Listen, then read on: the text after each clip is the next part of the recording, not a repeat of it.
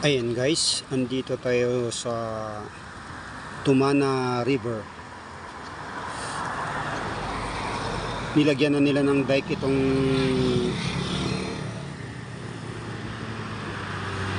kabilang gilid nitong Tumana River guys, para hindi bahain. Ayan o.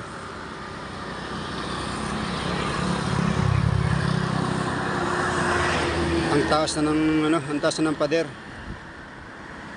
Ayan yung bundok na yan. Yan yung Ayala Heights. So yan, kabila niyan mataas na yung mataas na yung dike niya. Pero ang problema niyan, pag tumaas yung tubig, baka lulusot dito sa may ilalim ng tulay.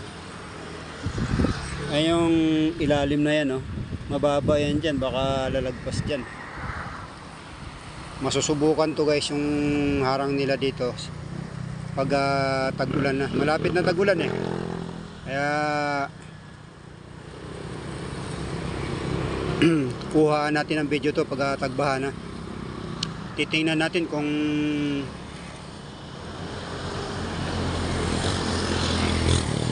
ano ba talaga itong ginawa nila. Talagang hindi malagpasan ng baha. Ayun, taas na yung pader na yun. Kasi dati nung Undoy, lagpas yan hanggang doon sa mga kabahayan yan doon. Abot ang tubig doon Ito pa lang yan, yung sa baba na yan, yan yung harangan dati, nilalagpasan yan So ngayon, napakalaki na yan, yung harang na yan Pero kung maulit yung Undoy, kasi lagpas sa bubong yung tubig baka dyan malagpasan pa rin yan. Yan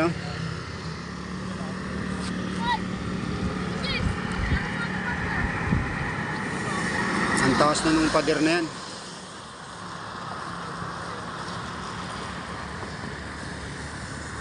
Ayan kabilaan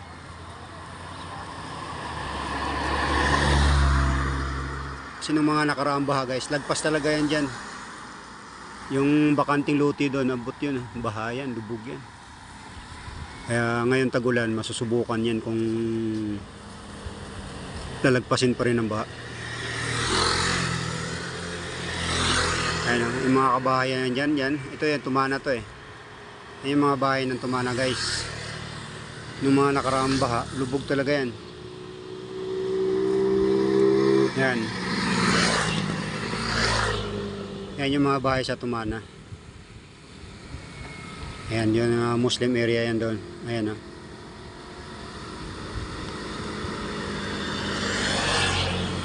So pinipicture lang natin guys. Ayan, kalmado pang tubig ngayon dahil pero medyo malabo na kasi umuulan sa bundok kanina ma-testing ito sa tagulan na. So tingin ko parang medyo safe na itong na to kasi napakataas na ng pader na yan. Wag lang maulit yung kasing lakas ng Undoy yung baha. Kasi lagpas bubong yun Yan yung mga bahay na yan ng Undoy, lubog lahat yan.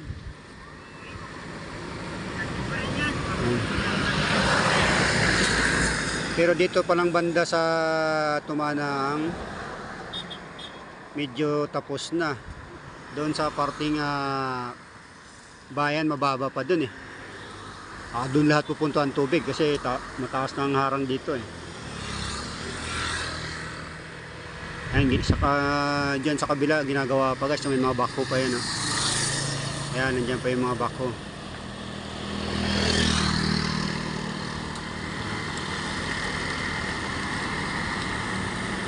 Naayos na nila kasi doon nga yung subdivision doon, yan medyo mataas na inaabot pa yan yung baba niyan. Naabot yan dyan.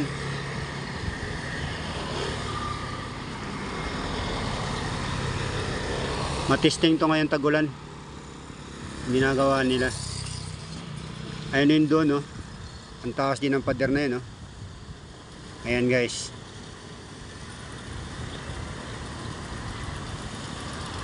Mataas na. Kasi yan, dyan nag-shortcut yung ano nga, dati. Yung baha, nag-shortcut dyan. Diretso yan doon. Yan, papunta doon.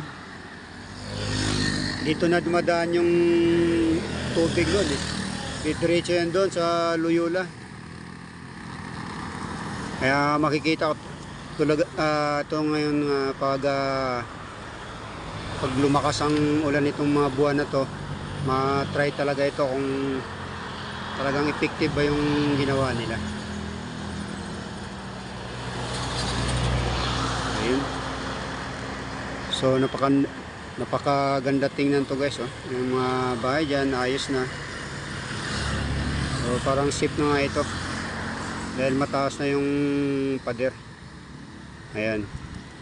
Kasi ang pinakamaraming bahay dito, side na to sa Tumana hanggang doon sa ano,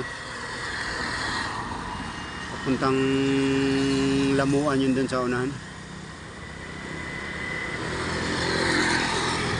Dito naman subdivision na dito eh.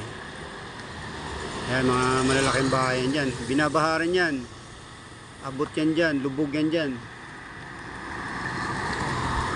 Kaya dyan natin malalaman pagka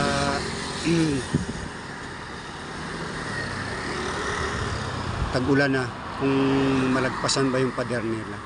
Taas na yung pader na yan, ilang feet niyan. Sa mga 10 pulgada din siguro yan. Taas na, no? Ano yung taas na yung pader na yan. So yun lang guys, pinipicture lang natin itong bridge ng Tumana. Ayan guys, medyo ano na yung ano, medyo tumaas-taas na yung tubig kasi umulan ngayon sa bundok eh. Ayan o, labasan yung mga janitor. Ang daming janitor fish.